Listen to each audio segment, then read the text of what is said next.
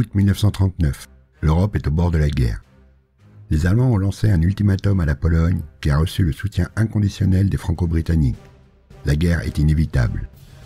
La Russie, seule puissance capable à la fois d'aider militairement la Pologne et en même temps de menacer l'Allemagne d'une guerre sur deux fronts, est au centre des négociations diplomatiques alliées et allemandes. Le 23 août, à la surprise générale, un pacte germano-soviétique de non-agression est signé entre les ministres des Affaires étrangères des deux pays, Ribbentrop et Molotov. Il comporte une clause secrète qui formalise le partage de la Pologne entre les deux nations. D'autres clauses, toujours secrètes, définissent les zones d'influence respectives sur les pays de l'Est de l'Europe, la Finlande faisant partie de la zone russe. Le 1er septembre, l'Allemagne envahit la Pologne. Le 3, l'Angleterre et la France déclarent la guerre à l'Allemagne. Et le 17, l'URSS envahit l'Est de la Pologne. Staline, sans illusion sur la valeur du pacte pour Hitler, pense immédiatement à consolider les positions de l'URSS face à une éventuelle attaque allemande. En septembre, les pays baltes sont contraints d'accepter sous la menace l'installation de bases militaires. La Finlande, méfiante, entame pour sa part une mobilisation partielle sous couvert de manœuvres et formations. Les Finlandais, qui ont gagné leur indépendance lors de la révolution bolchevique russe au prix d'une guerre civile, entretenaient de bonnes relations avec l'Allemagne de Weimar, mais elles se sont quelque peu dégradées depuis l'arrivée d'Hitler au pouvoir. Vis-à-vis de l'URSS, la méfiance règne, les bolcheviks classant le pays comme État impérialiste. Les deux pays ont signé néanmoins un pacte de non-agression en 1934, valable 10 ans. Le 9 octobre 1939, les Russes relancent les négociations avec les Finlandais, qui avaient commencé dès 1938 mais n'avaient rien donné. Molotov demande formellement aux représentants finlandais l'allocation de la péninsule de Hanko pour 30 ans, la cession des îles du golfe de Finlande, un recul de la frontière dans l'isthme de Carélie avec la destruction des fortifications, et enfin une rectification de la frontière à l'extrême nord, dans la zone de Petsamo, avec cession du reste de la péninsule de Ribachi. En échange, les Russes céderaient des territoires au sud-est, en Carélie orientale. Au total, l'URSS demande 2750 km² en échange de 5527. Les Finlandais, divisés sur l'attitude à tenir, font des contre-propositions, acceptant de reculer la frontière dans l'isthme de Carélie, mais bien moins que les demandes russes, et de céder les îles du golfe de Finlande. Mais ils refusent catégoriquement de céder la péninsule d'Hanko. Devant le refus et les tergiversations finlandaises, Staline, agacé, décide d'attaquer. Le 26 novembre, le NKVD, le sinistre service de sécurité intérieure de l'URSS, monte de toutes pièces un incident à la frontière près du village russe de Manilya, accusant les Finlandais d'avoir effectué des tirs d'artillerie sur la localité, tuant 4 soldats. Molotov exige immédiatement des excuses de la Finlande et le recul de 25 km de ses forces frontalières. Les Finlandais rejettent à la fois les accusations et les exigences soviétiques. Le 28 novembre, l'URSS dénonce le pacte de non-agression de 1934, rompt ses relations diplomatiques avec la Finlande et se prépare à attaquer. Staline et plusieurs de ses généraux tapent sur une guerre rapide et envisagent une conquête totale du pays en vue d'une annexion. Pour l'invasion, 450 000 hommes, organisés en 4 armées, totalisant 21 divisions et 4 brigades de chars, sont réunis. L'offensive principale aura lieu sur l'isthme de Carélie, en direction de Viipuri. Une offensive au nord du lac Ladoga est aussi prévue pour tourner la ligne de défense finlandaise. Au centre, une attaque doit couper le pays en deux. Et enfin, au nord, une armée doit s'emparer du port de la région de Petsamo. Mais les soviétiques, malgré leur supériorité en hommes et en matériel, souffrent de graves faiblesses. Staline craignant les fraternisations, la plupart des soldats viennent des régions du sud de la Russie et ne sont absolument pas habitués aux rudes conditions hivernales de l'Arctique. De plus, depuis les purges des années 30, le corps des officiers a été décimé et les commandants d'unités sont nommés plus pour leur fidélité politique que pour leurs compétences militaires. Enfin, l'asymétrie des forces est telle que les Russes, persuadés de vaincre facilement, n'ont pas préparé suffisamment leur attaque. Côté finlandais, la défense bénéficie du caractère rustique du pays qui est parsemé de lacs, de marais et de forêts.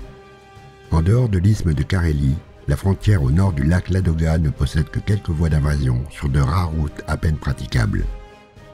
Pour le défendre, l'armée finlandaise dispose de 180 000 hommes, avec une part de réservistes relativement importante et dont certains ont l'expérience des combats acquise lors de la guerre civile. Les soldats finlandais, très majoritairement ruraux, sont habitués aux rudes conditions du pays pratiquent le ski et connaissent bien les zones des combats. De plus, l'hiver 39 est un des plus froids de la période, avec des températures autour de moins 40 degrés. Enfin, le moral est bon, voire très bon. Mais l'armée finlandaise manque de matériel. Elle ne dispose que de peu d'artillerie, d'antichars et ne possède qu'une cinquantaine de chars FT Renault et Vickers 6 tons. L'aviation, tout aussi dépourvue, ne dispose que d'une trentaine d'avions, dont une poignée de Fokker D-21, appareil le plus moderne en sa possession. Et elle ne peut même pas donner un uniforme à tous ses réservistes qui partiront au combat avec des vêtements civils. La défense s'appuie sur la ligne Mannerheim, du nom du commandant en chef des armées finlandaises et héros de l'indépendance, le maréchal Carl Gustaf Mannerheim, qui a demandé sa construction dès mai 1918. Elle est constituée de casemates et de points fortifiés coupant l'isthme de Carélie à plusieurs kilomètres de la frontière, construits et modernisés jusqu'au déclenchement de l'offensive russe. Mannerheim, jugeant improbable que les Russes lancent de grandes offensives au nord du lac Ladoga, a concentré ses forces dans l'isthme, avec 5 divisions organisées en 2 corps, les 2e et 3e corps, totalisant 120 000 hommes. Au nord-est du lac Ladoga, 2 divisions constituent le 4e corps. Au centre, des bataillons de réservistes contrôlent les rares routes. Et enfin, ce sont des gardes blancs, des gardes frontières et des réservistes locaux qui assurent la défense du nord. Le 30 novembre, les Russes bombardent Helsinki, tuant une centaine d'habitants. Devant les critiques internationales, Molotov déclare que les Soviétiques ne bombardent pas, mais larguent de la nourriture aux Finlandais affamés. Sarcastique, ceux-ci nommeront les bombardements russes « paniers de Molotov ». Le même jour, l'isthme de Carélie est attaqué par 250 000 Russes, appuyés par de nombreux blindés. Les forces finlandaises, postées en avant de la ligne Mannerheim et chargées de retarder l'avance russe, ne disposent que de peu d'armes anti-chars et commencent alors à utiliser un procédé hérité de la guerre d'Espagne, une bouteille en verre remplie de liquide inflammable dotée d'une mèche à allumer à la main.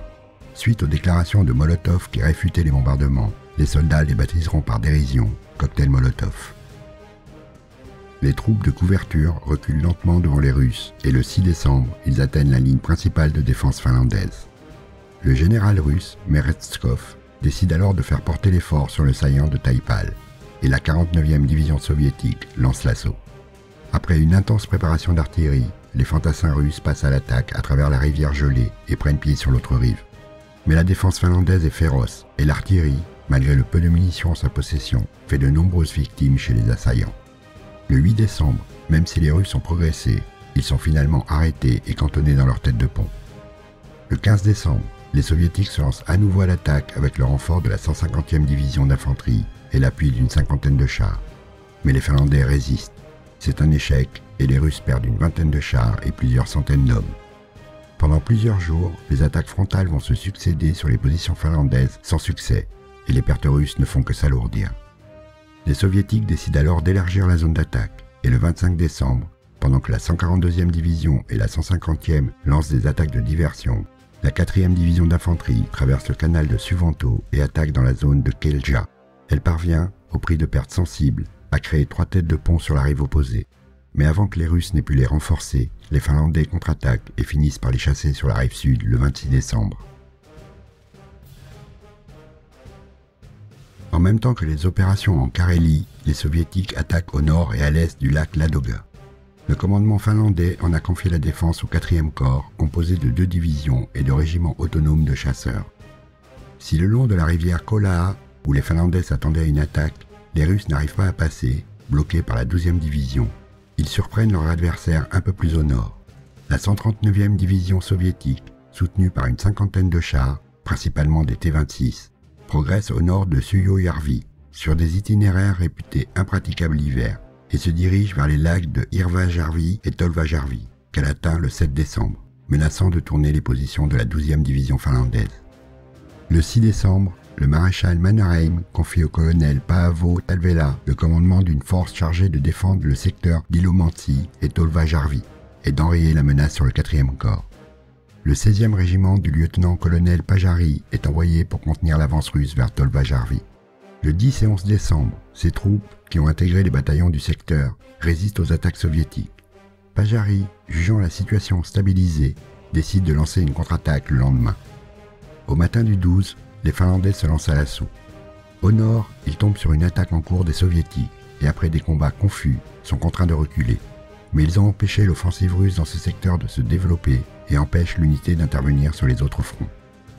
Au sud, 2 bataillons se lancent à l'attaque de l'île de Kotisari, qui sépare les 2 lacs, puis progressent vers l'est, mais ils subissent une violente contre-attaque russe qui les repousse. Ils s'accrochent malgré tout au sud de l'île. Enfin, au centre, entre les 2 lacs, le long de la route, l'offensive de 3 bataillons est interrompue par une attaque russe, mais après l'avoir arrêtée, les Finlandais repassent à l'offensive et repoussent le 609e régiment soviétique jusqu'à un hôtel de tourisme transformé en point d'appui, mais ils ne peuvent l'enlever. Pajari décide alors de lancer ses réserves au centre, où la progression a été la plus prometteuse. Avec ses renforts, les Finlandais réussissent à prendre l'hôtel et à repousser les Russes vers l'est. Le lendemain, les Finlandais repassent à l'attaque et rejettent les Soviétiques à l'est des lacs. La menace de débordement du 4e corps est éloignée. Les Russes ont perdu plus de 1000 hommes et une vingtaine de chars. Les Finlandais, eux, ont capturé de nombreuses armes collectives et individuelles, ainsi que beaucoup de munitions. Cette victoire de Tolvajärvi, la première de la guerre, fait grand bruit dans le pays et remonte le moral général. Un peu plus au nord, du côté d'Ilomantsi, la 58e division soviétique progresse difficilement, puis est stoppée par les forces nord du groupe Talvela. Au centre, c'est la 9e armée soviétique qui lance l'attaque avec pour objectif de couper en 2 le pays. Les Finlandais sont pris par surprise et le peu des unités de réservistes du secteur ne sont pas suffisamment nombreuses pour résister. La 163e division progresse au nord de Suomussalmi, puis repique vers la ville. Les Finlandais, submergés, reculent, mais détruisent le village pour laisser les Soviétiques sans couvert. Ceux-ci, sans équipement spécifique, se retrouvent étirés sur la route au milieu des forêts et des lacs gelés. Le commandement finlandais envoie rapidement une division, la 9e, commandée par le colonel Siilasvuo, qui arrive le 11 décembre au sud du village. Celui-ci, utilisant au mieux ses troupes équipées de skis et de traîneaux, lance plusieurs attaques depuis les flancs de la colonne formée par les unités russes, en passant par les lacs et les forêts. Malgré plusieurs tentatives de contre-attaque, les Soviétiques n'arrivent pas à reprendre l'initiative. Le 27 décembre, les Finlandais se lancent à nouveau à l'attaque et reprennent le village. En même temps, ils assaillent la colonne russe sur toute la longueur depuis les forêts et les lacs. La 163e division cesse d'exister en tant qu'unité organisée, ses éléments refluant en désordre à travers les forêts et les lacs gelés en direction de la frontière. Pendant ce temps, la 44e division russe, qui avançait en renfort depuis Rata, à l'est de Suomussalmi, est tenue en respect par une force mixte de la taille d'un bataillon. Elle aussi est étirée sur la route, seule zone praticable au vu de l'équipement de la division, qui compte de nombreux chars et véhicules. À partir du 30 décembre, les Finlandais se déploient le long des flancs sud des Soviétiques. Puis le 5, ils se lancent à l'attaque, tronçonnent littéralement l'unité soviétique, la divisant en fractions encerclées, puis les réduisent une à une. C'est la tactique du Moti. Les survivants russes fuient vers le nord à travers les forêts où beaucoup mourront de froid. Le 8 janvier, la bataille est terminée. Les pertes finlandaises sont un peu moins de 1000 hommes tués et 1500 blessés. Ils ont surtout récupéré quantité de matériel russe, dont une quarantaine de blindés et 70 pièces d'artillerie, sans parler des armes individuelles et des munitions. Les Russes ont près de 30 000 tués ou disparus, et une centaine de chars détruits. C'est la plus grande victoire finlandaise de la guerre, et la présence de journalistes sur place lui donne un grand impact international. Encore un peu plus au nord, la 122e division de fusiliers soviétiques attaque en direction de Kemijärvi. Les troupes finlandaises, essentiellement composées d'un bataillon indépendant et de levées locales, sont obligées de reculer. Le 9 décembre, les Russes atteignent et prennent Salla, puis se divisent en 2 colonnes pour tenter de déborder les défenses. Mais les Finlandais reçoivent des renforts, portant leurs effectifs à un peu plus de 3000 hommes, et surtout des armes collectives. Ils finissent par arrêter l'avance un peu à l'est de Kemijärvi à la mi-décembre. Encore plus au nord, la 14e armée, partant de Mourmansk, s'attaque à la région de Petsamo. Défendue par quelques compagnies du groupe de Laponie, elle n'est pas en état de résister à une attaque puissante. Le 30 novembre, la partie finlandaise de la péninsule de Ribachi est envahie. La 104e division russe traverse alors la frontière et s'empare du port de Liinahamari début décembre. La 52e division est elle amenée par bateau et repousse les unités finlandaises vers le sud-ouest. Puis, le 18 décembre, les soviétiques s'arrêtent.